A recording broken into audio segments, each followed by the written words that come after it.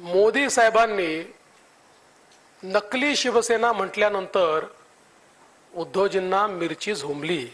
त्यामुळे आम्हाला बोलावंच लागेल, तुमको मिरची लगी तो मैं क्या करू। आता उद्धवजी एवढे तडफडायला लागले की परवा त्यांनी राष्ट्रीय स्वयंसेवक संघाच्या भगव्या झेंड्याला फडकं म्हटलं। बरोबर आहे, आता हिरवा झेंडा जास्त जवळचा वाटायला लागला। ज्या पक्षाच्या प्रचारामध्ये केवळ आणि केवळ वोट जिहादची मागणी करावी लागते, ती बाळासाहेबांची शिवसेना असू शकते का? नाही। मग ती काय आहे? काय आहे? काय आहे? नकली शिवसेना।